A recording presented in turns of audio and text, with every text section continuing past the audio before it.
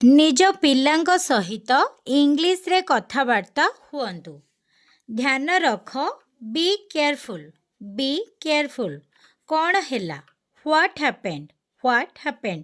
ଯଦି ପିଲା ଆପଣଙ୍କର କୌଣସି କାରଣରୁ ମନ ଦୁଃଖ କରି ବସିଥାନ୍ତି, ଆପଣ ସେତେବେଳେ ପଚାରନ୍ତି ନା କ'ଣ ହେଲା, ଇଂଲିଶରେ କହିବେ ହ୍ୱାଟ୍ ହ୍ୟାପେଣ୍ଡ। ଠିକ୍ ଅଛି? କିଛି କଥା ନାହିଁ, ନୋ ପ୍ରୋବ୍ଲେମ୍, ନୋ ପ୍ରୋବ୍ଲେମ୍। ଆଉ କିଛି, ଏନିଥିଙ୍ଗ ଏଲ୍ସ। ଯଦି ପିଲାମାନଙ୍କୁ ଆପଣ କିଛି ଖାଇବାକୁ ଦେଇଛନ୍ତି, ପଚାରୁଛନ୍ତି ଆଉ କିଛି, ସେତେବେଳେ ଆପଣ ଇଂଲିଶରେ କ'ଣ ପଚାରିବେ ନା, ଏନିଥିଙ୍ଗ ଏଲ୍ସ, ଏନିଥିଙ୍ଗ ଏଲ୍ସ ବେଟା, ଏନିଥିଙ୍ଗ ଏଲ୍ସ। ଆଉ କିଛି ନୁହେଁ ମାମା, ଆଉ କିଛି ନୁହେଁ, ନଥିଙ୍ଗ ଏଲ୍ସ, ନଥିଙ୍ଗ ଏଲ୍ସ। ଏଠାକୁ ଆସ, ଇଂଲିଶରେ କହିବା କମ୍ ହିଅର୍, କମ୍ ହିଅର୍। ସେଠାକୁ ଯାଅ, ଗୋ ଦେୟାର, ଗୋ ଦେୟାର।